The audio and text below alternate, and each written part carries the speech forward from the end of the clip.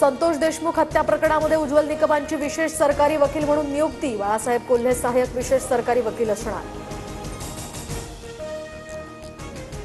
राजकारण सोडलं तर वकील म्हणून उज्ज्वल निकमांचं काम उत्तमच। धनंजय देशमुखांचाही निकमांवर विश्वास। प्रकरणातील प्रत्येक मुद्दे ते लावून धरतील। अंजली दमनिया यांच्याकडून विश्वास व्यक्त। बीड जिल्ह्यातील मसाजो ग्रामस्थांच्या अन्नत्याग आंदोलनाचा दुसरा दिवस। तर संतोष देशमुख हत्या प्रकरणी मागण्यांवर तोडगा निघेपर्यंत आंदोलन सुरूच ठेवण्याचा निर्धार। अन्यथा पाणी बंद करण्याचाही इशारा। मसाजोकरांच्या अन्नत्याग आंदोलनाची दखल घ्यावी। आमदार सुरेश धसांचं मुख्यमंत्री फडणवीसांना निवेदन। तर ग्रामस्थांनी केलेल्या 7 मागण्यांच्या निवेदनावर उल्लेख। महायुती सरकारमधील मंत्र्यांच्या विशेष ओएसडी नेमणुकीसंदर्भात शासनाचा आदेश जारी। तर मंत्री माणिकराव कोकाटे यांच्यासह गणेश नाईक, लोढा शेलार, बाबासाहेब पाटलांच्या ओएसडी आणि खासगी सचिवांची नेमणूक।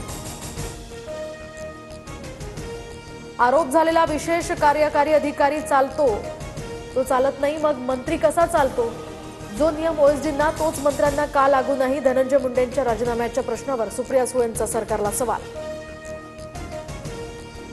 फिक्सरची नावं देणाऱ्या मंत्र्यांची नावं सुद्धा समोर आली पाहिजेत। संजय राऊतांचा शिंदेंच्या शिवसेनेवर निशाणा। भ्रष्टाचार रोखण्यासाठी पावलं उचलल्याबद्दल मुख्यमंत्र्यांचे आभार। सामनातून फडणवीसांवर स्तुतीसुमन। एमएमआरडीएनं फ्रेंच सल्लागार कंपनीला दिलेला करार रद्द करण्याची नोटीस हायकोर्टाकडून रद्द। नगरविकास मंत्री एकनाथ शिंदेंकडून चौकशीचे आदेश। फ्रेंच कंपनीनं एमएमआरडीएच्या काही अधिकाऱ्यांवर भ्रष्टाचाराचा केला होता आरोप।